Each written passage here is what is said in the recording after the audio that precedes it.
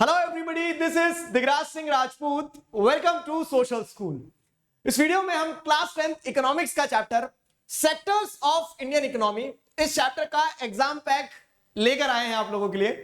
और यहां पर क्या होने वाला है कि सारे इंपॉर्टेंट क्वेश्चंस, चैप्टर का स्नैप रिकैप, ये सारी चीजें हम एक ही वीडियो में कंप्लीट करेंगे। वही पैटर्न होने वाला है जिस तरह से हमने पुराने चैप्टर्स को कंप्लीट किया है।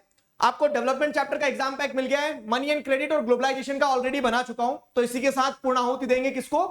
इकोनॉमिक्स की बुक के एग्जाम पैक को। तो सारे चैप्टर्स हमारे कंप्लीट हो जाएंगे।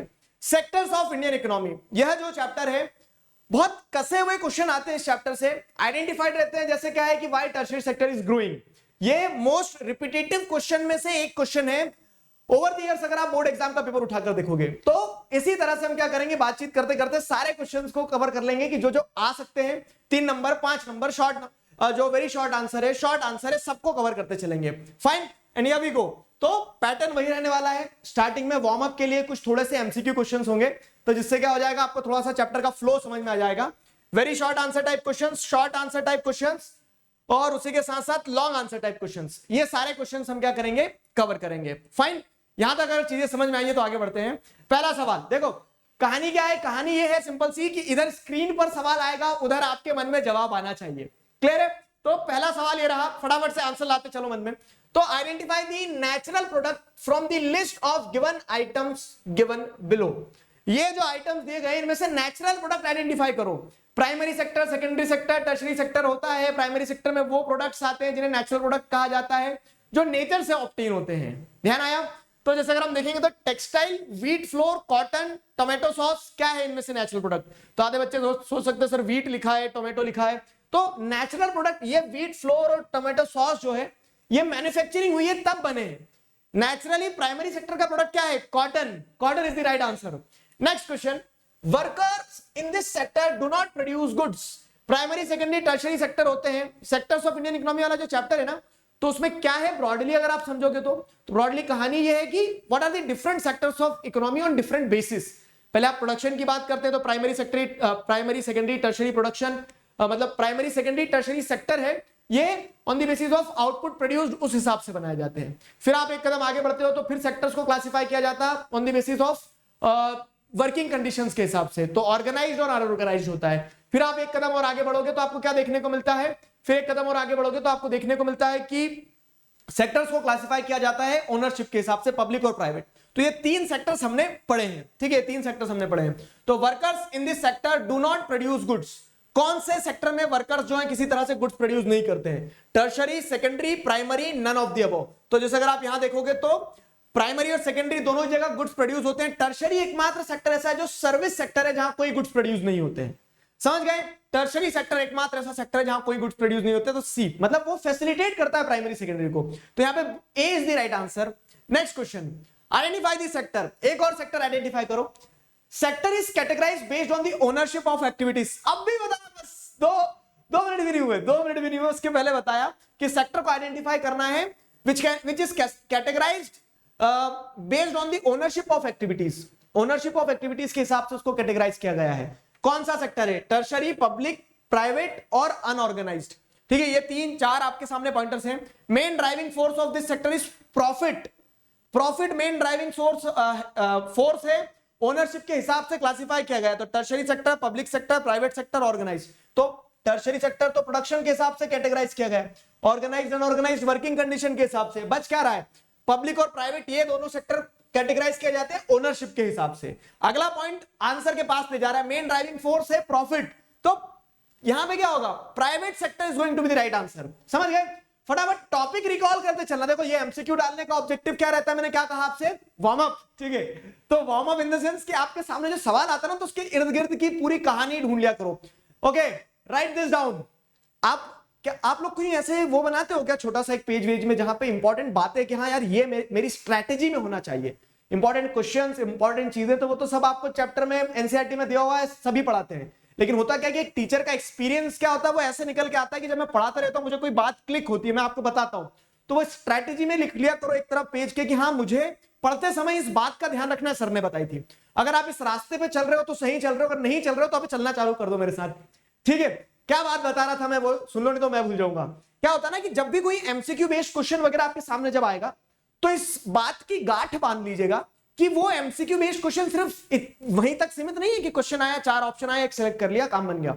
वो एमसीक्यू बेस्ड क्वेश्चन आपको आजू बाजू की कहानी जो है ना वो याद दिलवाना चाहिए।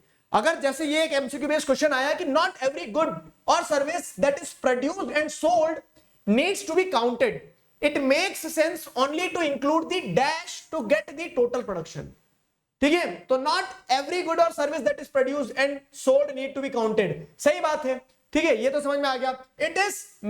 It makes sense only to include dash goods, तो फाइनल गुड्स आएंगे। ठीक है, फाइनल गुड्स आएंगे। तो अब ये क्वेश्चन एक आया जो मैं आपको बात बता रहा हूं, तो उस क्वेश्चन के इर्द गिर्द की पूरी कहानी, जीडीपी क्या है, प्रिकॉशन क्या लिया जाना चाहिए, ठीक है, जीडीपी कैसे आती है, किस टॉपिक से आया क्वेश्चन, वो पूरी कहानी आपके दिमाग में दौड़ लगा देना चाहिए। अगर वो पूरी कहानी दिमाग में दौड़ लगा दे रही है मतलब आप सही ट्रैक पर हो, मतलब आप क्वेश्चंस पढ़ रहे हो, थ्योरी रिकॉल करो, एक क्वेश्चन से आप चैप्टर रिवाइज कर रहे हो, समझे।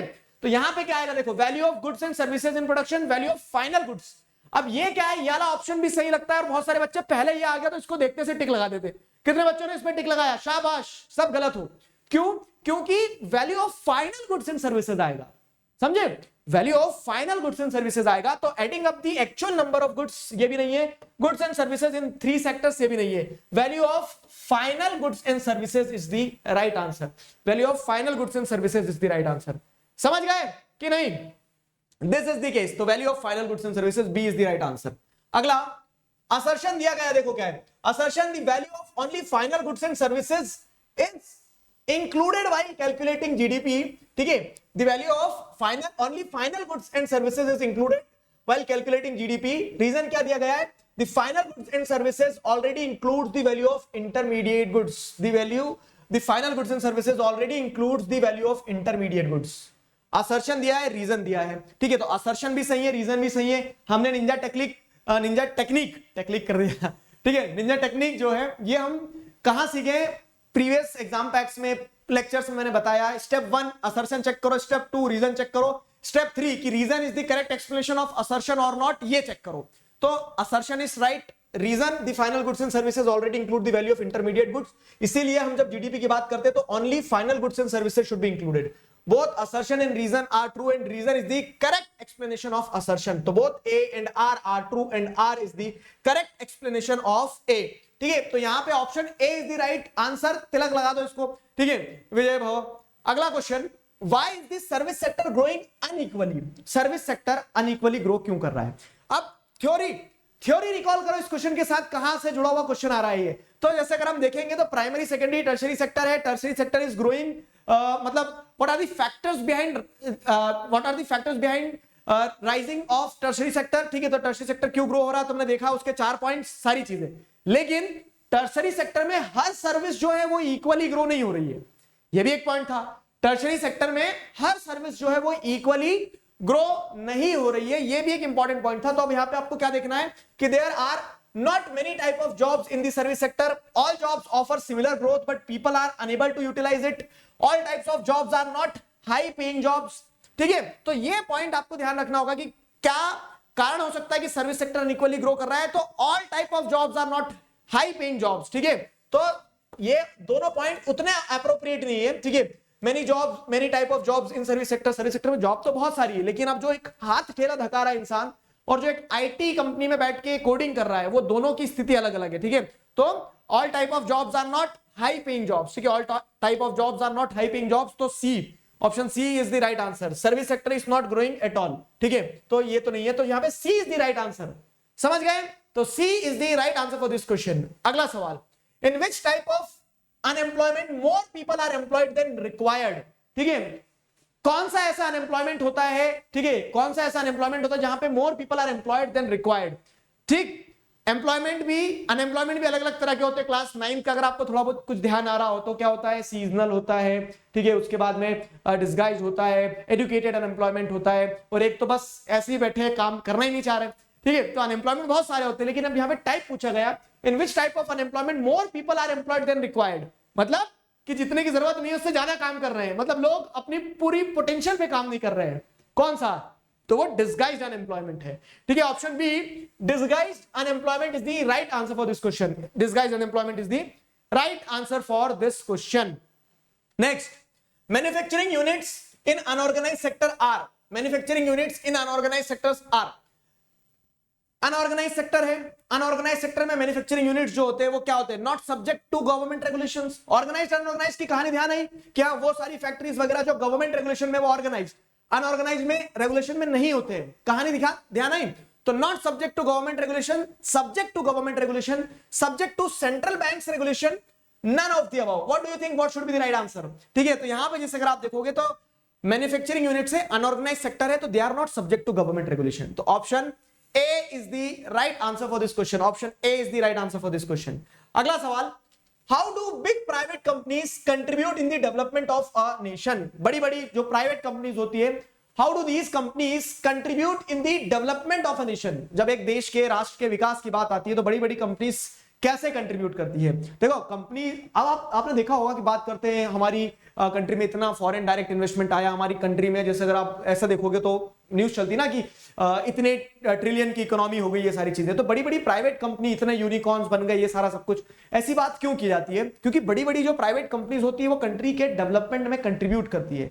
सवाल यह है कि कैसे कंट्रीब्यूट करती है? देखो, तो by increasing the demands for their products through advertisement, ठीक है, by increasing their profits, by increasing productivity of the country in a manufacturing और industrial uses, by providing private hospital facilities for the rich, ठीक है, by providing private hospital facilities for the rich.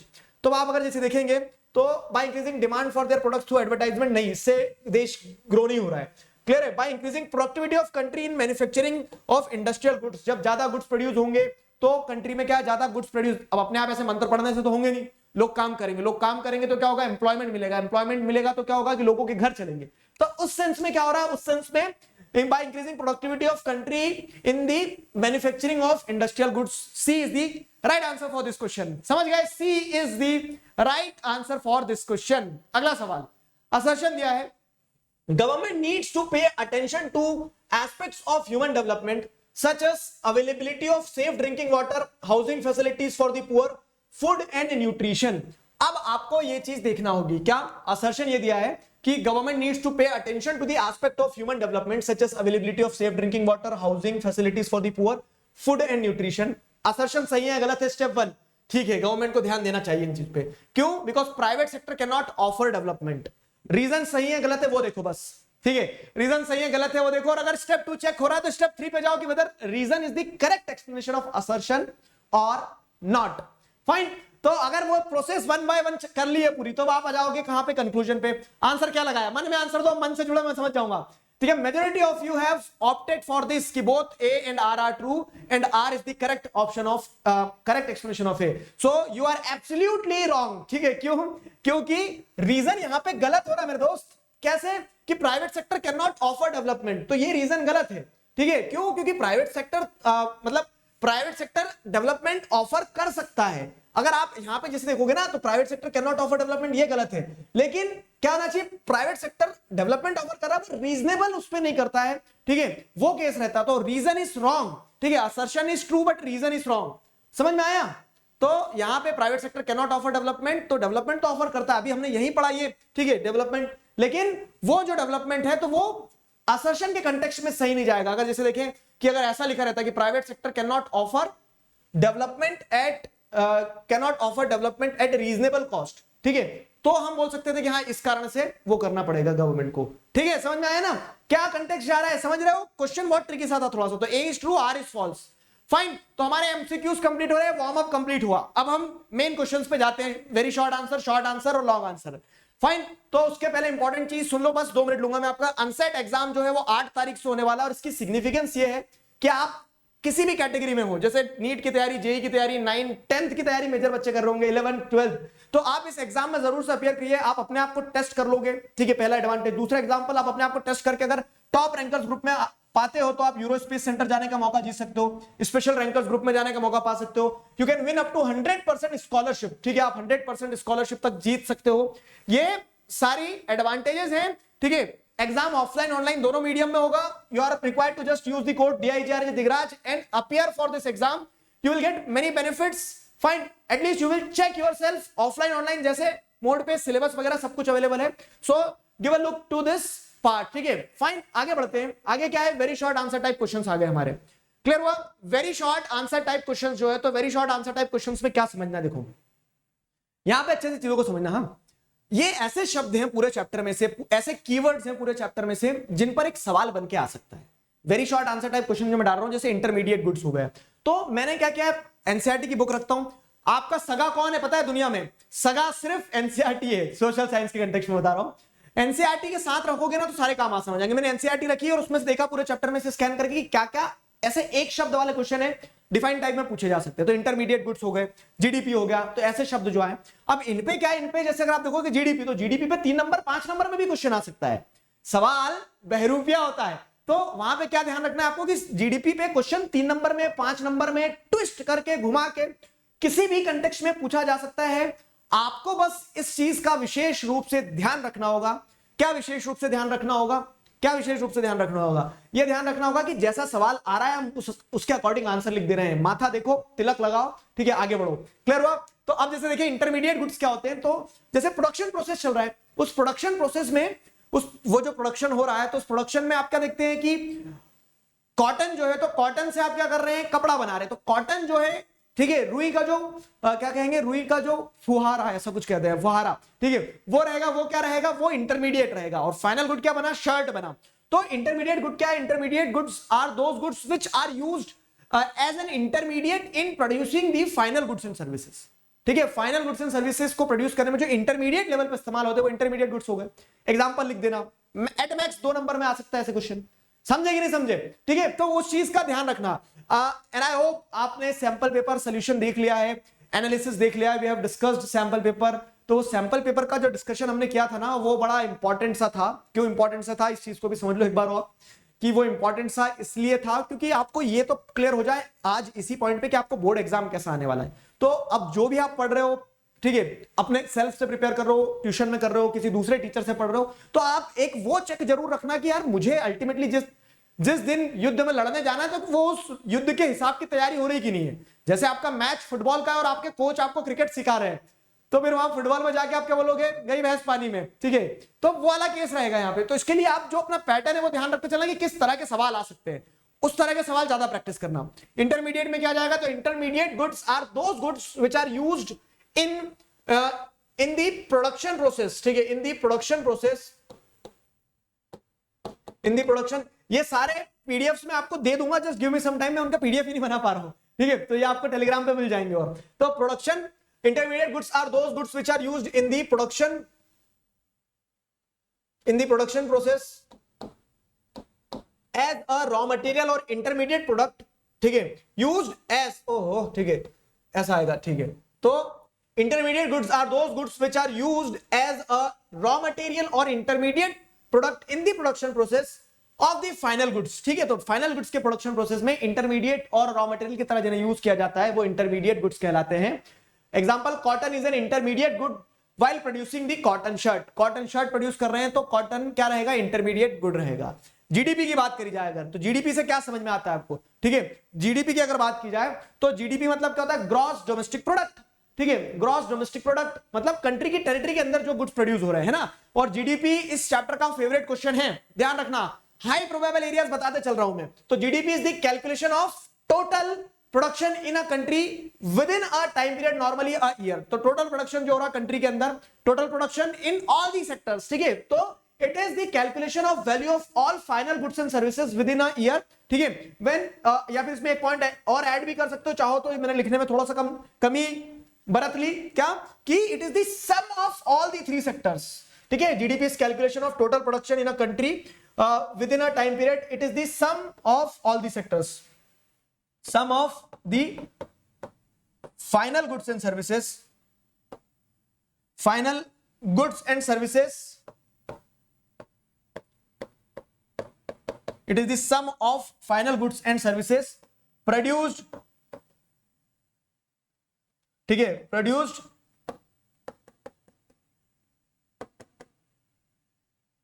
in all 3 sectors, in all 3 sectors.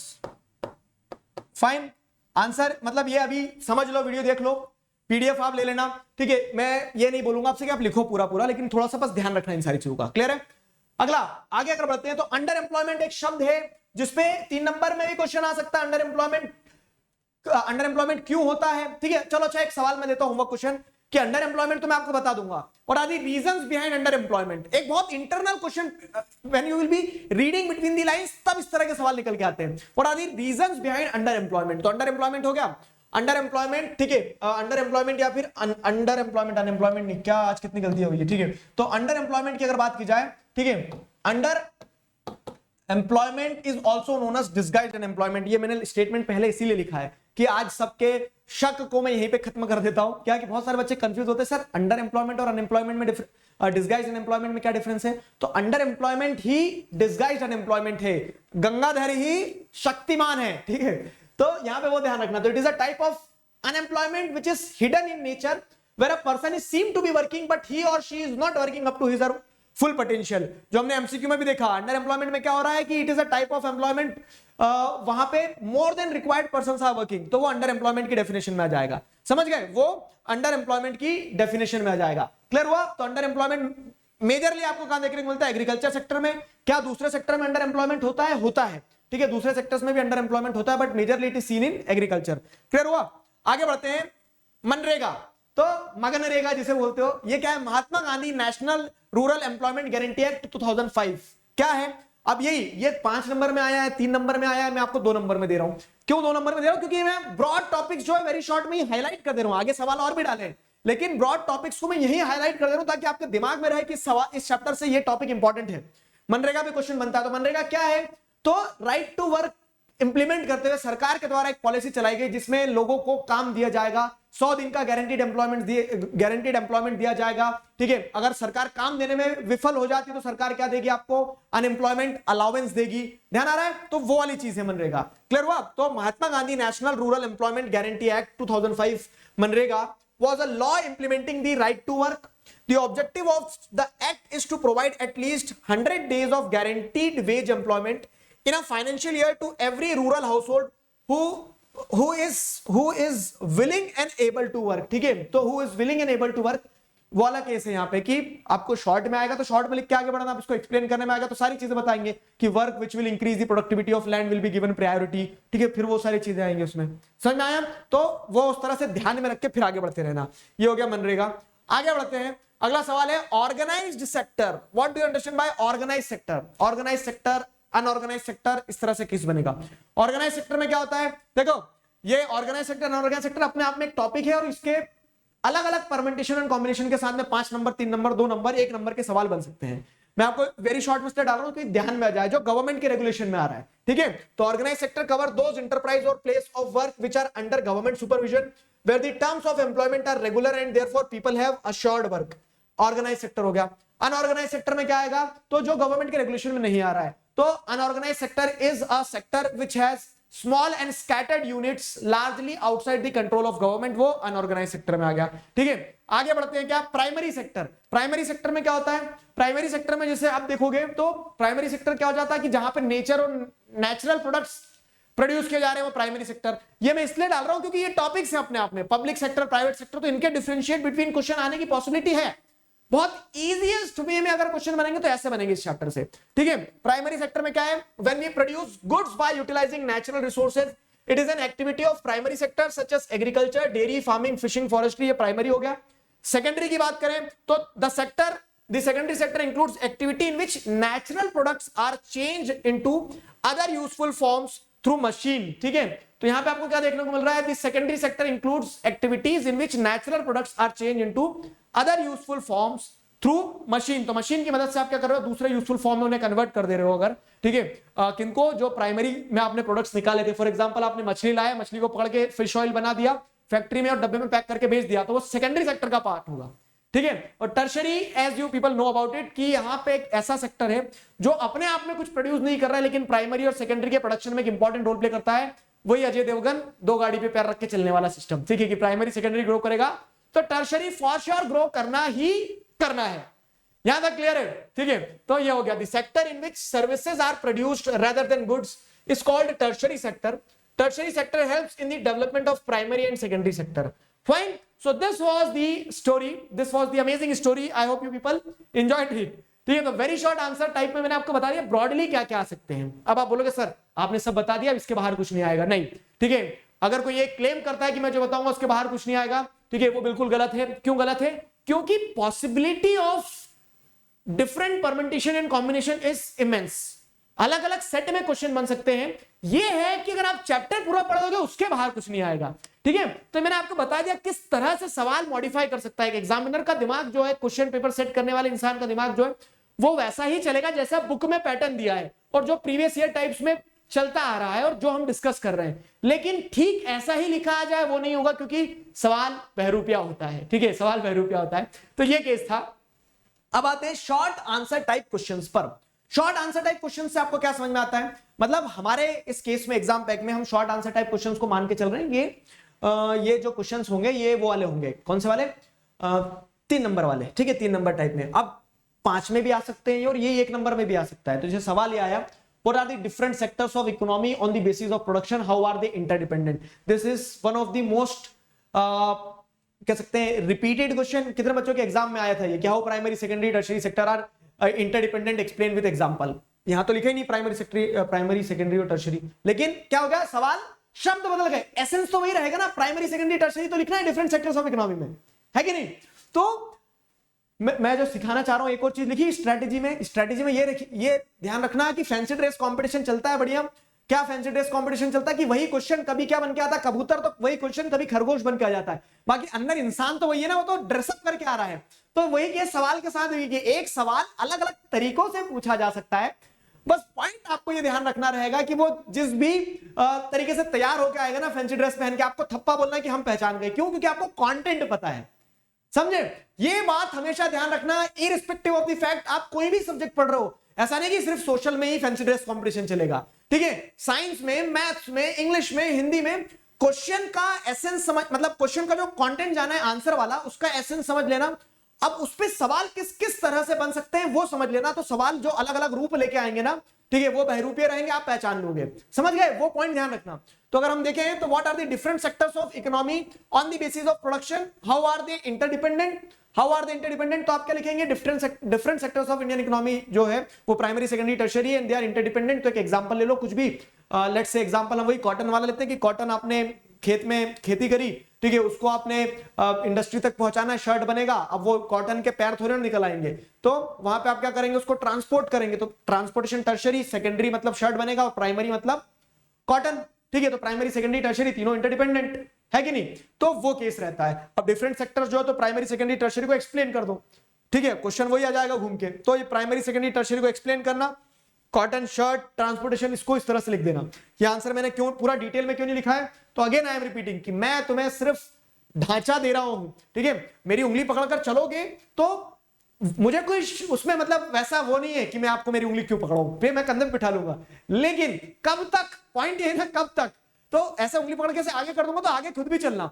Fine. तो वही चीज है कि primary secondary tertiary अपने आप खुद लिखना, बढ़िया आंसर बनाना और एग्जाम्पल को अपने शब्दों में लिखना. ढांचा मैंने दे दिया आपको. अगला, describe the key features of Mahatma Gandhi national rural employment guarantee act 2005. अहिला जादू कैसे? अभी हमने देखा वेरी शॉर्ट में भी ये क्वेश्चन आ गया. अब ये 3 नंबर में आ गया. तो आपको क्या अप्रोच है, स्ट्रेटेजी? कसम खाओ, जितने नंबर का सवाल है मिनिमम उतने पॉइंट्स मारेंगे खींच के जोर से.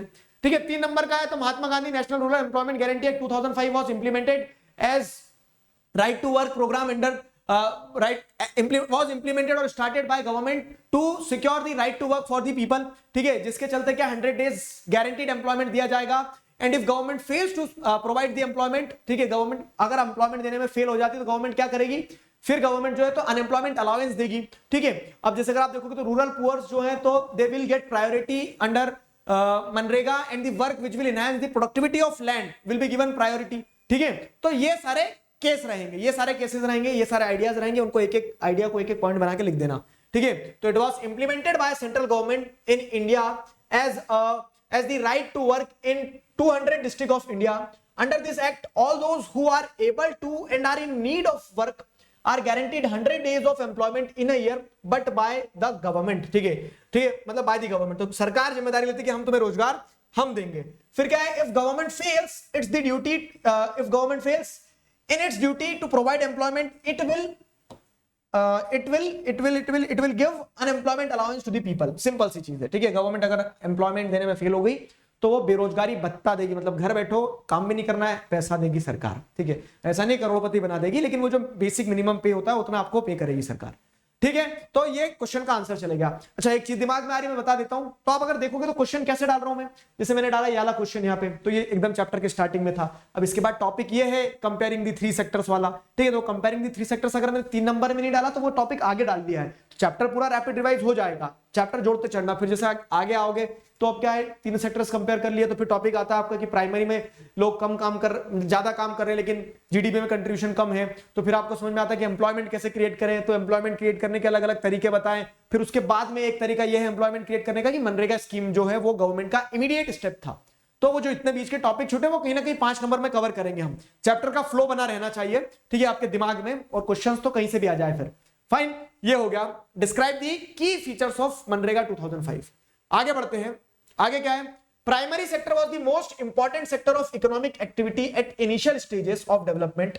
Evaluate the statement, evaluate the statement, इस स्टेटमेंट को आपको इवैल्यूएट करना है क्या, कि primary sector was the most important sector of economic activity at initial stage of development, ठीक है। अब ये क्या, देखो कितने बच्चों ने सवाल आइडेंटिफाई कर लिया। लोग बोलते हैं प्रीवियस ईयर क्वेश्चन, ये सब प्रीवियस ईयर क्वेश्चन से उठाता हूं मैं, ठीक है।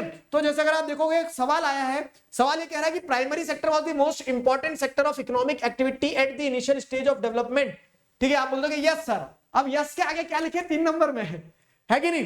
तो सवाल पूछ क्या रहा है आपसे, इवैल्यूएट द स्टेटमेंट। अब इस स्टेटमेंट को आप ऐसे इवैल्यूएट कर सकते हो कि इनिशियल लेवल पे प्राइमरी सेक्टर ही डोमिनेट होता था, almost all the countries 200 years ago were basically agricultural economies. फिर क्या होता है ग्रेजुअली, फिर आपको देखने मिलता है कि कहीं कहीं क्या होता है कि एक्सेस प्रोडक्शन के चलते लोग सेकेंडरी सेक्टर की तरफ शिफ्ट होते हैं, कुछ प्रोडक्शन होता है तो प्राइमरी सेक्टर का प्रोडक्शन इफेक्ट नहीं हुआ, लेकिन लोगों ने सेकेंडरी सेक्टर चालू कर दिया, फिर प्राइमरी और सेकेंडरी दोनों की ग्रोथ के लिए टर्शियरी सेक्टर आ गया। तो इस तरह से क्या है, most important sector economic activity का इनिशियल स्टेज ऑफ डेवलपमेंट पे क्या रहा, प्राइमरी सेक्टर ही रहा है। लेकिन विद टाइम फिर चीजें बदलती चलेगी, ठीक है। विद टाइम आपने क्या देखा, हिस्टोरिकल चेंज इन सेक्टर्स देखने को मिला। टॉपिक अब ध्यान आया, कहां से सवाल आया है। हाँ लिखो एक और स्ट्रेटेजी में, क्या कि सवाल सॉल्व करने से पहले यह जरूर आइडेंटिफाई करना कि वो कहां से पूछा है। आपको आंसर लिखने के लिए अपने आप पॉइंट्स उड़ते हुए इधर उधर से दिखने लगेंगे, ठीक है, कि हाँ अच्छा उस टॉपिक में तो ये चीज भी थी। और बड़े क्वेश्चन जब आते हैं, again I am helping you with one more thing, क्या कि जब आप ये पूछते हो सवाल मुझसे कि सर वो 5 नंबर के आंसर जो आते हैं ना वो उसमें पॉइंट कम पड़ जाते हैं, ऐसा लग जाता है कि इधर उधर कहीं देख लें क्या किसी के पॉइंट्स, ठीक है। तो वहां दिक्कत क्यों जाती है पता आप, इसीलिए कि आप वो सिर्फ वो क्वेश्चन को बार बार पढ़ते हो और सोचते हो कि इसका आंसर क्या जाएगा क्या जाएगा। मैं आपको अदर वे राउंड एक टेक्निक बताता हूं कि आप क्या करा करो, ये बड़ी पिक्चर देखा करो कि वो कहां से सवाल आया।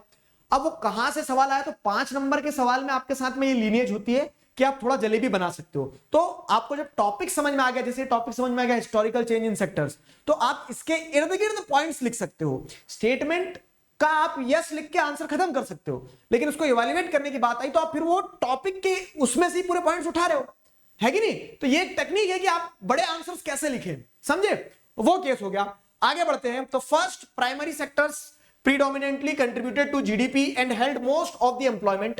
Then when agricultural activities increased, there was need for industrialization and gradually industrial sectors dominated the economy. Much of the workers shifted to industrial sector, but agricultural productivity did not hamper as industrial sector produced farm equipments, fertilizers, etc. That increase the productivity. क्या हो रहा है, तो पहले आप जैसे देख रहे हैं तो प्राइमरी सेक्टर प्रीडोमिनेट करता था, most important sector of economic activity at initial stage of development. फिर क्या होता है, फिर वर्कर्स जो है तो वो इंडस्ट्रियल सेक्टर की तरफ शिफ्ट कर गए, but agricultural productivity did not hamper as industrial sector produce farm equipments. तो लोग इधर चले जरूर गए सेकेंडरी सेक्टर में काम करने, लेकिन सेकेंडरी सेक्टर से उन्होंने क्या कर दिया, खेत में काम करने के लिए मशीन लगा दी, है कि नहीं वो। फिर क्या होता है, फिर the service sector has now become the most important sector in terms of total production and employment generation. Gradually primary secondary दोनों को ग्रो करवाने के लिए सर्विस सेक्टर इंपॉर्टेंट बन गया, सर्विस सेक्टर इंपॉर्टेंट बन गया, ठीक है। तो so it is seen that the economic structure had been shifting from primary to secondary and finally to tertiary sector in developed countries, ठीक है। डेवलप्ड कंट्रीज में इस तरह से क्या हो रहा है, इकोनॉमिक स्ट्रक्चर जो है वो शिफ्ट हो रहा है primary to secondary and finally tertiary sector in developed countries. समझ गए, ये केस था। अगला सवाल, अगला सवाल क्या है, how is public sector different from private sector? बहुत आसान है, ठीक है, डायरेक्ट क्वेश्चन आ गया। तो जैसे आपको मैंने क्या क्या बता दिया, जैसे आप देखोगे तो फ्लो में हम चलते चलते आ गए कि हिस्टोरिकल शिफ्ट की बात कर ली हमने, मनरेगा की बात कर ली, ये सारी चीजें बात कर ली। अब अगर हम बात करें क्या कि on the basis of production के हिसाब से, तो आपने गुड्स प्रोड्यूस के हिसाब से प्राइमरी सेकेंडरी टर्शियरी देखा। On the basis of ownership के हिसाब से अगर देखिए हम, on the basis of ownership के हिसाब से, सर आप एक बीच में गायब कर गए, वो आगे ले लेंगे वो सवाल, ठीक है, on the basis of working condition वाला, ऑर्गेनाइज्ड अनऑर्गेनाइज्ड। अब अगर जैसे आप देखो इस चैप्टर में एक टॉपिक ये आता है, how is public sector different from private sector, differentiate between public sector and private sector, ठीक है, what is public sector, what is private sector, सवाल कैसा भी आए, ठीक है, पॉइंट सिंपल जाएंगे। The main aim of the sector is this sector is public welfare, service motive होता है पब्लिक सेक्टर का, सरकार लॉस खाएगी, खूब शौक से खाएगी, और लेकिन क्या करेगी, वो सर्विसेज प्रोवाइड करेगी आपको, क्यों, क्योंकि it is the responsibility of the government to make welfare policies for the people, ठीक है। तो the main aim of this sector is public welfare. वहीं पे प्राइवेट सेक्टर की अगर बात करें तो the main aim of this sector is to earn maximum profit, ठीक है। यहां पे आप क्या देख रहे हैं, प्राइवेट सेक्टर का मेन एम जो होता है वो प्रॉफिट मैक्सिमाइजेशन होता है, तो प्राइवेट सेक्टर लॉस खा के चल ही नहीं सकता है, फाइन, लॉस खा के चल ही नहीं सकता है। तो it is controlled and manage by the government public sector, private sector is controlled and manage by individuals और ग्रुप ऑफ इंडिविजुअल्स, पार्टनर्स भी हो सकते हैं, अपन दोनों कल को बिजनेस स्टार्ट करें तो पार्टनर बन सकते हैं, ठीक है, सोचना, विचार अच्छा है, ठीक है, I will help you a lot. फिर क्या है एग्जांपल, जैसे अगर आप देखोगे तो Indian railways, the post office and BSNL, फिर आप क्या देखोगे एग्जांपल रिलायंस टिस्को, ठीक है, Tata iron and steel company, तो ये एग्जांपल्स और ये सारी केस होगी। तो public sector, private sector, fine, public sector, private sector, ये बात हो गई है। आगे बढ़ते हैं अगर, तो how far is it correct to say, how far is it correct to say that several services which can not be provided by private sector can be provided by the public sector, explain. हाँ जी, ईमानदारी से बताना, हाँ मुस्कुरा देना। अधिकतर बच्चे पूरे चैप्टर में सब कुछ पढ़ लेते हैं, समझ आ जाता है, लेकिन ये जो टॉपिक है बोलते हैं कि अब आखिरी पन्ने पे लिखा तो छोड़ ही देते हैं सर, ठीक है, करा ऐसा, ईमानदारी से बताना, ठीक है। तो प्रॉब्लम क्या है, प्रॉब्लम ये कि आप उसको समझ नहीं रहे हो ना, रट रहे हो। क्या है पब्लिक सेक्टर, प्राइवेट सेक्टर, क्या है, डिफरेंशिएट कर दिया, वो आसान है। लास्ट वाला जो पार्ट है इस चैप्टर का, ठीक है, इस चैप्टर का जो लास्ट पार्ट है वो इस सवाल को कैरी करता है, और ये सवाल क्या कहता है कि how far is it correct to say that several services which can not be provided by private sector can be provided by public sector, explain, ठीक है। तो अदर वे अराउंड ऐसा बन सकता है कि why the intervention of government is essential in providing certain services, why government intervene in providing certain essential services, किसी भी तरह से सवाल आए तो यहां पे केस सिंपल सा है, तीन पॉइंट है आपके, 3 नंबर में क्वेश्चन बन भी गया, और वो 3 हाईलाइटेड पॉइंट यही है कि प्राइवेट सेक्टर वो सर्विसेज रीजनेबल कॉस्ट पे प्रोवाइड नहीं कर सकता है, इस कारण से पब्लिक सेक्टर को इंटरवीन करता है। अगर पब्लिक सेक्टर मतलब गवर्नमेंट अगर उन सर्विसेज को सपोर्ट नहीं करेंगे तो वो सर्विसेज ग्रो ही नहीं कर सकती, जैसे इलेक्ट्रिसिटी कॉस्ट से भी कम पे बेचना। और तीसरा कारण ये हो जाएगा कि ये गवर्नमेंट की रिस्पॉन्सिबिलिटी बनती है, कि प्राइवेट सेक्टर की रिस्पॉन्सिबिलिटी नहीं है कि लोग अगर भूखे मर रहे हैं तो क्या कर सकते हैं कि फूड इनसिक्योरिटी है तो सरकार उतरे और सरकार फूड सिक्योरिटी इंश्योर करे, ठीक है। वो रिस्पॉन्सिबिलिटी किसकी है, वो रिस्पॉन्सिबिलिटी जैसे अगर आप देखोगे तो वो रिस्पॉन्सिबिलिटी एक तरह से क्या कहेंगे हम कि गवर्नमेंट की है। मतलब मैंने शायद उल्टा बोल दिया है ना, कि अगर मान लो कि फूड इनसिक्योरिटी फैली हुई है देश में, तो वो किसी प्राइवेट बिजनेसमैन की रिस्पॉन्सिबिलिटी नहीं है, वो आउट ऑफ जेनरोसिटी आके बोल सकता है कि मैं मदद करूंगा, लेकिन वो रिस्पॉन्सिबिलिटी प्रायोरिटी किसकी होगी, सरकार की होगी, समझ में आया, सरकार की प्रायोरिटी होगी ये। तो how far is it correct to say that several services which can not be provided by private sector can be provided by public sector, explain करो। तो ये पॉइंट लिख सकते हो कि only government can invest large sum of money on projects which have long gestation period such as the railways, जहां पे क्या है, जैसे डैम का भी एक एग्जांपल लिख सकते हो आप, डैम का बहुत अच्छा एग्जांपल रहेगा, डैम बनाने में 70 साल लग जाएंगे। कोई प्राइवेट बिजनेसमैन रहेगा तो हो सकता है 70 साल में क्या हो कि उसके मतलब ऐसा है कि दादाजी ने काम चालू किया था, पोते ने क्या किया, फिर वो डैम की रिबन काटी है कि बिजनेस करने का सोचा तो हमारे दादाजी ने था, लेकिन 70 साल लग गए, ठीक है, पर दादा ही होंगे इनफैक्ट। तो बहुत बड़े गेस्टेशन पीरियड होते हैं, तो उतना वेट एक प्राइवेट प्लेयर नहीं कर सकता है, गवर्नमेंट वेट कर सकती है, क्योंकि गवर्नमेंट को पता है कि देश में आज हम हैं, कल कोई दूसरे प्राइम मिनिस्टर होंगे और परसों कोई तीसरे प्राइम मिनिस्टर होंगे, लेकिन देश रहेगा, सरकारें आएंगी जाएंगी पर ये देश बना रहेगा, ठीक है। लेट श्री अटल बिहारी वाजपेयी का स्टेटमेंट है जो कि बहुत बड़ा एसेंस लेके चलता है अपने आप में, है ना। आगे बढ़ते हैं। तो public sector provides electricity at lower cost rate to protect and encourage the small scale industries, example NTPC. Private sector can not provide electricity at reasonable rate, ठीक है। तो ये एक पॉइंट हो गया। दूसरा क्या कि पब्लिक सेक्टर को इसलिए इंटरवीन करना होता है क्योंकि कुछ services private sector reasonable rate पे दे ही नहीं सकता है, ठीक है। तो वहां पे क्या है, वहां पे अफोर्डेबल रेट पे दे नहीं सकता, रीजनेबल रेट पे दे नहीं सकता, इसके लिए गवर्नमेंट को इंटरवीन करना पड़ता है, गवर्नमेंट को लॉस खा के भी काम करना पड़ता है। Only the public sector provides quality health services. अच्छा ऐसा होता है क्या, ठीक है। मतलब यहाँ पे क्वालिटी हेल्थ सर्विसेज तो नो डाउट ये AIIMS are the benchmark for this. बाकी जो पॉइंट यहाँ पे था कि इसको आप ऐसे भी लिख सकते हैं, it is the responsibility of the government to provide the basic health services at economical rates as it works for the welfare of the people. Example AIIMS चल ही रहे हैं, ठीक है। तो ये केस रहा किसका, ये केस रहा आपके उस क्वेश्चन के आंसर का, ये जो हमने ऊपर देखा। फाइन, आगे बढ़ते हैं। अब आ गए हम किस पे, लॉन्ग आंसर टाइप क्वेश्चन पे। स्वागत है आपका। लॉन्ग आंसर टाइप क्वेश्चन मतलब क्या है, वही वाली बात है, शॉर्ट और लॉन्ग की कैटेगरी में डालना बस ब्लफ है कि आपको आपकी मन को संतुष्टि दे कि सर ने शॉर्ट भी करवा दिए लॉन्ग भी करवा दिए। वही सवाल शॉर्ट में भी आ जाएगा, वही सवाल लॉन्ग में भी आ जाएगा, ठीक है। तो शॉर्ट और लॉन्ग कुछ नहीं होता, एवरीथिंग इज मिथ, ठीक। अब आगे अगर बढ़े हम तो आगे बढ़ते तो जैसे क्या है लॉन्ग आंसर टाइप क्वेश्चंस में, why is the tertiary sector becoming more important in India, explain. Tertiary sector आप क्या देख रहे हैं, विद टाइम इंपॉर्टेंट होते जा रहा है। अगेन इसको मार लो जरा स्टार, ठीक है। क्यों, क्योंकि ये बहुत ज्यादा इंपॉर्टेंट क्वेश्चन है इस चैप्टर से, रिपीटेटिव टर्म्स में पूछा जा रहा है, बार बार आता है एग्जाम में। चैप्टर में बच्चों को ध्यान होना हो, ये पहले ध्यान हो जाता है। क्यों, क्योंकि सिंपल पॉइंट्स में बना हुआ आंसर है कि what are the reasons, what are the factors behind the rise in tertiary sector, why tertiary sector is growing, ठीक है। तो सवाल बहरूपिया है। तो अब कुल मिला के ये कि टर्शियरी सेक्टर इंपॉर्टेंट क्यों हो रहा है, क्यों ग्रो कर रहा है, क्यों बढ़ रहा है, वो बता दो आप तो बस। तो जैसे अगर आप यहां देखोगे ये आंसर है, अगर रिकॉल करो बिना देखे एक बार, तो क्या क्या ध्यान आ रहा है आपको कि बेसिक सर्विसेज होती है तो सर्विसेज तो ग्रो करेंगे क्योंकि जनता ग्रो कर रही है तो सर्विस तो देना ही पड़ेगा, ठीक है। फिर क्या प्राइमरी और सेकेंडरी ग्रो करेगा तो टर्शियरी का ऑटोमेटिकली ग्रो करना ही है। वही अजय देवगन 2 गाड़ियों पे खड़ा हुआ है, ध्यान आ रहा है, ठीक है। तीसरा अगर आप देखोगे मिला के यहाँ पे, तो तीसरे में क्या आ जाएगा, तीसरे में यह आ जाएगा कि जैसे जैसे लोगों का इनकम बढ़ता है ना तो people will ask for more and more services, ठीक है। इनकम बढ़ेगा तो people will demand more and more services. How they will demand for more and more services? तो जैसे एक एग्जांपल देता हूं मैं आपको, क्या एग्जांपल देता हूं, बढ़िया तगड़ा सा एग्जांपल देता हूं कि क्या होता है कि जैसे आपकी इनकम कम थी तो आप क्या करते थे, एक मेंबरशिप लेते थे, जिम जाते थे और चुपचाप वहां पे डंबल कोई उठा रहा तो हम वेट करते थे ऐसे, उसने डंबल उठा ले, फिर अपन ने डंबल उठा ले, चलो ठीक है। लेकिन अब जब इनकम बढ़ती है तो इंसान क्या करता है कि एक प्राइवेट जिम ट्रेनर रख लेता है, कि हाँ तुम मेरे पीछे पीछे टॉवल लेके चलो, ठीक है, मुझे एक एक एक्सरसाइज बताओ। क्यों, क्योंकि as the income level rises people seek more and more services. घर में मेड आ जाती है, ठीक है, पीपल स्टार्ट डिमांडिंग, मतलब start going outside and eating food, ठीक है। तो क्या हो रहा है कि आपको क्या देखने को मिल रहा है कि मोर एंड मोर सर्विसेज अफोर्ड करने लगता है इंसान जब इनकम ग्रुप बढ़ जाती है। क्लियर हुआ? तो वो चीज आपको ध्यान रखना होगा कि why is the tertiary sector becoming more important in India. तो ये सारे कारण है। और इमरजेंसी ऑफ न्यू सर्विसेज जैसे आईटी ऐसा आया है कि दौड़ लगाते लगाते सारी सर्विसेज को पीछे छोड़ के सबसे आगे निकल गया। तो ये सारे कारण है।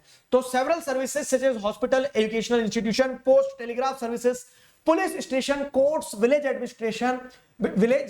एडमिनिस्ट्रेटिव सॉरी, ठीक है, village administrative offices, municipal corporation, defence, transport, banks, insurance companies, खत्म हो जाओ, ठीक है, एक्सेट्रा। ये सारी सर्विसेज जो है ना ये बेसिक सर्विसेज है, which are considered as basic service and insured by government, therefore it is bound that service sector will grow, ठीक है, क्योंकि पॉपुलेशन ग्रो कर रही है।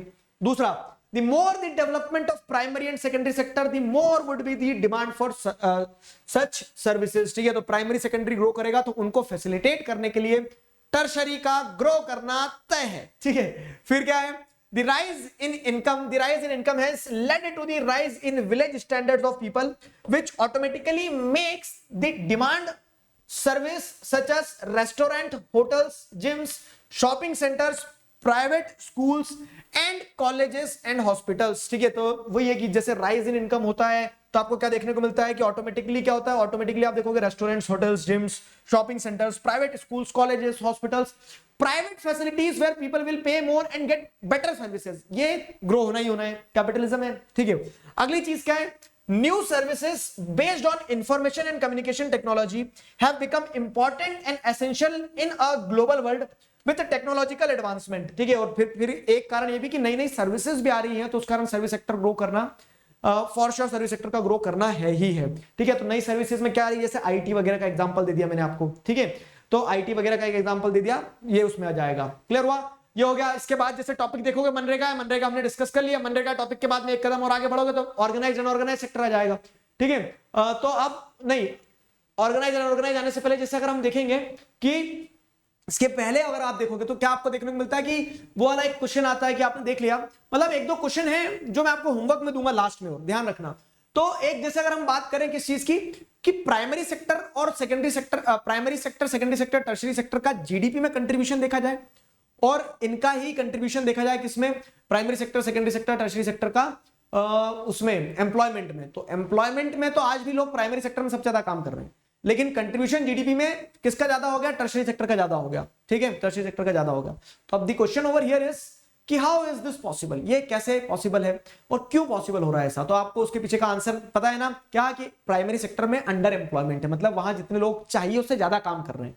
अंडर एम्प्लॉयमेंट को डिसगाइज्ड अनएम्प्लॉयमेंट कहा जाता है, ठीक है, समझ में आ गया। तो underemployment continues to be rampant in rural areas, suggest and explain any 3 ways, ठीक है, 5 नंबर में है, शर्म करो 5 वेज लिख दो यहां पे, ठीक है। तो underemployment continues to be rampant in rural areas, suggest and explain any 3 ways और 5 ways through which employment for rural people can be generated, ठीक है। तो देखो एक शब्द ने नंबर बदल दिए, 3 नंबर 5 नंबर, मतलब उस क्वेश्चन की औकात जो है वो 3 नंबर पे पहुंच गई, 5 नंबर पे पहुंच गई, ठीक है। तो आपको क्या तैयारी करके रखना है कि क्वेश्चन की जितनी औकात नहीं हो सकती उससे कई गुना हम तैयारी करके जाएं, ठीक है। तो 5 नंबर के हिसाब से आएगा तो भी ठीक है, 3 नंबर में आएगा तो भी ठीक है, ठीक है। अपने को क्या है, अपने को तो नंबर लेना है पूरे, ठीक है, वो केस। तो अगर जैसे आप देखोगे कैसे यहां पे एम्प्लॉयमेंट इंक्रीज की जा सकती है, एक सेकंड, ठीक है, पर्दा वापस गिराओ, क्या ध्यान करो, वो सपना वाला केस क्या पढ़ा था हमने, उसमें हमने देखा था कि हाँ इरिगेशन फैसिलिटीज आएगी, बैंकिंग सर्विसेज जाएगी, आप क्या कर सकते हो, स्मॉल स्केल मैन्युफैक्चरिंग कर सकते हो। तो ये सारी तरीके होंगे जिससे आप क्या कर सकते हो, एम्प्लॉयमेंट इंक्रीज कर सकते हो, इससे एम्प्लॉयमेंट इंक्रीज कर सकते हो। तो एम्प्लॉयमेंट इंक्रीज कर सकते हो, people can be employed in projects like construction of dam, canal, roads in the village, ठीक है। Government invest and employ people in providing transportation and storage services, people can be employed in services like banking, trade etcetera, ठीक है। ये चीज आपको ध्यान रखना होगी कि people can be employed in projects like construction, dam, सी हो गया, डैम इरिगेशन, गवर्नमेंट इन्वेस्ट कर सकती है ट्रांसपोर्टेशन स्टोरेज से, ये एक तरीका हो गया, ठीक है। सर्विस सेक्टर जैसे अब क्या होगा कि अब जब डेवलपमेंट होगा, कंस्ट्रक्शन होगा, तो बैंकिंग, ट्रेड, ये सारी सर्विस सेक्टर भी ग्रो हो सकती है। स्मॉल स्केल इंडस्ट्रीज, ठीक है, government can identify, promote industries and services in semi rural areas, जैसे वहां पे क्या शुगर केन प्रोड्यूस हो रहा तो जैगरी, ठीक है, शुगर मिल्स वगैरह स्टैब्लिश कर लो, दाल प्रोड्यूस हो रही है तो दाल मिल्स वगैरह स्टैब्लिश की जा सकती है, ठीक है। फिर क्या है, कोल्ड चेन स्टोरेज वगैरह लाया जा सकता है ताकि वो पोटेटोस वगैरह जो उनको स्टोर कर लिया जाए, फाइन। तो ये सारी स्मॉल स्केल इंडस्ट्रीज इस तरह से ग्रो कर सकती है वहां पे। Government can open centres to give them training and financial assistance to help them, ठीक है। और इसके बाद में मनरेगा आया, सॉरी, ठीक है, इसके बाद में मनरेगा आएगा। तो यहां जैसे अगर आप देखोगे पहले ये सवाल हो गया टर्शरी सेक्टर क्यों ग्रो कर रहा है, उसके बाद में वो पूरा ग्राफ आ गए, ग्राफ के बाद में जैसे तो अंडर एम्प्लॉयमेंट की कहानी बताई, अंडर एम्प्लॉयमेंट को खत्म करने के लिए कैसे ज्यादा से ज्यादा एम्प्लॉयमेंट क्रिएट किया जा सकता है, फिर मनरेगा आ जाएगा, मनरेगा के बाद में ऑर्गेनाइज्ड अनऑर्गेनाइज्ड सेक्टर वाला टॉपिक आ जाएगा, ठीक है। आपको मेरी बस आपसे एक एक्सपेक्टेशन है, ठीक है, कि जैसे स्कूल में प्रेजेंटेशन देते ना, तो आप एक काम करना, छोटा सा कुछ मत पढ़ाना चैप्टर में अंदर क्या है, आप बस आंख बंद करो ना, तो आपको ये ध्यान आते रहना चाहिए कि टॉपिक कैसे चालू हो रहे हैं, कि हाँ पहले फ्रेडरिक सूरियो की पेंटिंग थी, फिर फ्रेंच रेवोल्यूशन के बारे में बताया गया, फिर वो नेपोलियन के कुछ सिविल कोड के बारे में आता है, फिर आगे बढ़ते जाते हैं तो हम नेपोलियन का आना जाना खत्म होता है, फिर making of nationalism in Europe वाला टॉपिक आता है, फिर उसके बाद में एरिस्टोक्रेसी आती है, ध्यान आ रहा है। तो आपको टॉपिक की अगर वो एक लड़ी ध्यान होगी ना, ऐसे लड़ी समझते हो दिवाली के पटाखे की, तो वैसे अगर एक सीक्वेंस ध्यान होगी तो भी बहुत काम हो जाता है, तो भी बहुत काम हो जाता है। SST is really a wonderful subject, all what you are required to do is to just love that subject and you will feel the difference, ठीक है। तो वो सब्जेक्ट के साथ थोड़ी ट्यूनिंग बैठाना पड़ेगी, खुद बैठना पड़ेगा, बातचीत करना पड़ेगी, ठीक है। मैं बस अपना काम कर सकता हूं, मैं आपको समझा दूंगा, लेकिन आपको सब्जेक्ट को समय देना पड़ेगा, फाइन। ये चीज हो गई, तो ये अंडर एम्प्लॉयमेंट वाला आंसर बनेगा। आगे बढ़ते हैं। Distinguish the service conditions of organised sector with that of unorganised sector. Organised sector की सर्विस कंडीशन को डिस्टिंग्विश करो, डिफरेंशिएट करो, किससे करो, with that of unorganised sector, जो अनऑर्गेनाइज्ड सेक्टर है। तो ऑर्गेनाइज्ड सेक्टर अनऑर्गेनाइज्ड सेक्टर के बीच में डिफरेंशिएट करने को आ गया, 5 नंबर का सवाल आ गया, क्या लिखोगे आप। अब एक और चीज सुन लो, देखो पर्सनल ओपिनियन है लेकिन बहुत पका हुआ एक्सपीरियंस है, उस कारण से बोल रहा हूं, ठीक है। Few people asked me also कि सर हमारे टीचर ने तो ऐसे बोला कि पॉइंट्स में नहीं मतलब ऐसे ये डब्बा बना के नहीं लिखना डिफरेंशिएट बिटवीन को, आप लाइन में लिखो, तो दे आर आल्सो राइट, ठीक है, टीचर्स आर ऑलवेज राइट, लेकिन मैं आपको क्यों बोल रहा हूं कि आप डब्बा बना के ही लिखना, फिर भी मैं बोल रहा हूं डब्बा बना के लिखना, मेरी रिस्क पे जाओ। I have seen the paper of toppers since 5 years, ठीक है, पिछले 5 साल से देख रहा हूं मैं, 5-6 साल से मैं टॉपर्स के पेपर देख रहा हूं, ठीक है। मैंने उन बच्चों को टॉपर बनते हुए देखा है जो आंसर लिखते थे, मैं उनको पकड़ पकड़ के लगाता था, बोलता कि गलत लिख रहा है, ठीक है। तो आपको एक चीज जो ध्यान रखना होगी कि इस तरह से अगर आंसर लिखते हैं तो भी बोर्ड में पूरे नंबर मिलते हैं, तो उस तरह से भी पूरे मिल जाएंगे। इस तरह से क्यों लिखवा रहे हो? इस तरह से इसलिए लिखवा रहा हूं मैं आपको डिफरेंशिएट वाले क्वेश्चन, क्योंकि ये एग्जामिनर के लिए बहुत आसान होता है चेक करने में, और आपकी कॉपी चेक करते हुए एग्जामिनर एक बार मुस्कुरा दिया, ठीक है, तो यह तय है कि वो मुस्कुराहट की कीमत ये होगी कि आपको नंबर पूरे मिल जाएंगे उस क्वेश्चन में। क्यों? क्योंकि आप कष्ट नहीं दे रहे हो, आप जितना कष्ट दोगे एग्जामिनर को, आपके नंबरों पे उतना कष्ट होगा। फाइन। तो ऑर्गेनाइज अनऑर्गेनाइज में डिफरेंशिएट पूछा है, डिस्टिंग्विश करना पूछा है, तो ऐसा लिखना। आपके तो लैंडस्केप में वो आती है ना, क्या बोलते हैं, आंसर कॉपी, तो उसमें तो जगह भी भरपूर रहती है। अब हमारी A4 साइज वाले पेपर में बड़ा ठस्सम ठस्सा हो जाता है वहां, लेकिन ये इस पे पेपर में जगह ऐसी लैंडस्लाइड रहेगा, ओ लैंडस्लाइड बोल रहा हूँ, लैंडस्केप रहेगा तो बड़ा रहेगा, आराम से लिख सकते हो। ऑर्गेनाइज के पॉइंट्स चालू करना। ऑर्गेनाइज सेक्टर क्या है? They are registered with the government, ठीक है, GOVT, ठीक है। और हाँ, मैं टीचर हूं, मैं शॉर्ट फॉर्म लिख सकता हूं, तुम शॉर्ट फॉर्म नहीं लिखोगे। क्या रहता है कि आप आंसर जब लिख रहे हो तो आप अपने आप को प्रेजेंट कर रहे होते हैं, what knowledge do you have and how you are presenting, तो उसमें शॉर्ट फॉर्म्स में मत लिखना, रनिंग नोट्स में चलता है वो, ठीक है। मेरी गलती थी, मेरे नंबर काट लेना, लेकिन आप शॉर्ट फॉर्म में मत लिखना। तो they are registered with the government, they are not registered with the government, rules and regulations given in various acts like minimum wages act, factories act are followed, rules regulation follow हो रहे हैं, rules and regulations are there but not followed, ठीक है, हवा में उड़ा दिया। फिर क्या अगली चीज, तो fixed working hours, payment for over time, high salary, ठीक है, पेमेंट फॉर ओवर टाइम होता है, हाई सैलरी होती है, सारी चीजें। Long working hours, no payment for over time, low wages, ठीक है, कोई ओवर टाइम वगैरह में काम करने का मौका नहीं मिलता है, लो वेजेस, ये सारी चीजें। Job securities, there they receive call letter specifying working conditions, यहां पे क्या, no job security, workers are exploited, कि त्योहार के समय पे क्या करवाता हूं, श्यामलाल को काम पे बुलाया रामलाल ने, और क्या किया, उससे खूब काम करवाया 10 बजे तक, और एक समोसा खिला दिया, बोल दिया कि चलो बहुत अच्छा, आज गल्ला इकट्ठा हो गया, और वो देखता रहता है कि मेरे को ओवर टाइम तो मिला ही नहीं है, लेकिन एक्सप्लॉइट जरूर कर लेता है, और बोलता है कि मैं नहीं आऊंगा, कल से आप बहुत काम करवाते, तो बोलते हैं ठीक है, दूसरे आदमी को रख लेंगे। तो इस तरह से क्या होता है, यहां पे वर्कर्स का क्या है, एक्सप्लॉइटेशन है अनऑर्गेनाइज्ड में। फिर आप देखोगे तो provision for paid holidays, gratuity, provident fund. Gratuity मतलब क्या है कि एक लंबे समय तक अगर कोई काम करता है तो आप उसको ग्रेटिट्यूड दर्शाते हो कि एक बोनस अमाउंट कुछ भी देते हो, ग्रेचुइटी। प्रोविडेंट फंड मिलता है, ये सारी चीजें, PF कटता जाता है सैलरी में से और बाद में इकट्ठा होता है, तो ये सारा सब कुछ प्रोविजन रहते हैं ऑर्गेनाइज सेक्टर में। अनऑर्गेनाइज में क्या होता है, no such provision, no work means no pay, ठीक है, जिस दिन आप बीमार हो गए, घर से काम पे नहीं गए, तो उस दिन आपको पैसा भी नहीं मिलेगा, तो इस तरह से ज्यादा वो बेनिफिट्स नहीं रहते हैं, समझ गए। ये ऑर्गेनाइज अनऑर्गेनाइज का वो हो गया। फिर आगे बढ़ते हैं, सजेस्ट एनी 3 वेज, अगला सवाल, suggest any 3 ways to save workers of unorganised sector from exploitation. Organised unorganised topic हो गया। इसके बाद एक जो टॉपिक है, मतलब इसी टॉपिक में आगे जो पैराग्राफ्स है, उसमें यही वाली बात है कि जब अनऑर्गेनाइज सेक्टर का एक्सप्लॉइटेशन है तो उन्हें बचाना चाहिए ना, how can we protect them, ठीक है। तो आप देखना, पहले ये कि who are the workers in unorganised sector in rural areas and urban areas. तो रूरल एरियाज में आपको क्या देखने को मिलता है, रूरल एरियाज में आपको देखने को मिलेगा कि जो लैंडलेस फार्मर्स हो गए, ठीक है, उसके बाद में इकोनॉमिकली के साथ साथ कि सोशली डिप्राइव्ड सेक्शन, जैसे लैंडलेस फार्मर भी है तो economically and socially also some people become organised, अगर वो शेड्यूल कास्ट शेड्यूल ट्राइब में आ गए तो, ठीक है। तो यहां पे आपको वो चीज ध्यान देना होगी कि suggest any 3 ways to save workers from organised sector from exploitation. तो उसमें पहले आइडेंटिफाई करो कौन कौन है और उनको प्रोटेक्ट करने के लिए क्या है कि सरकार क्या करे, जैसे लैंडलेस फार्मर्स वगैरह है तो उनको सब्सिडाइज रेट पे ग्रेन्स वगैरह ये सारी चीजें प्रोवाइड कर दे, तो उस पैटर्न में कहानी चल जाएगी, ठीक है। तो suggest any 3 ways to save workers of unorganised sector from exploitation. तो 3 वेज में क्रॉप्स प्रोड्यूस कर देना, फर्टिलाइजर सब्सिडीज वगैरह। अर्बन एरियाज में जैसे अनऑर्गेनाइज्ड सेक्टर कैजुअल लेबर वगैरह आ गए, इल पेड लेबर्स वगैरह आ गए, जिनको पेमेंट नहीं मिला जाता, डेली वेज वर्कर्स आ गए, तो इनको सरकार क्या करे, इनको सरकार एक तरह से क्या करे, इनके रॉ मटेरियल प्रोक्योरमेंट में स्मॉल मैन्युफैक्चरर्स वगैरह है अगर, तो ठीक है, तो इनमें मदद करे। तो इस तरह से क्या किया जा सकता है, वर्कर्स को प्रोटेक्शन दिया जा सकता है, सोशियो इकोनॉमिक टर्म्स में अपलिफ्टमेंट करें, ठीक है। तो workers of the unorganised sector in rural areas are mostly farmers. They can be supported through adequate facility for timely delivery of seeds, agricultural inputs, credit, storage facility and marketing outlets. तो ये आपने unorganised sector के workers को rural areas में बचा लिया।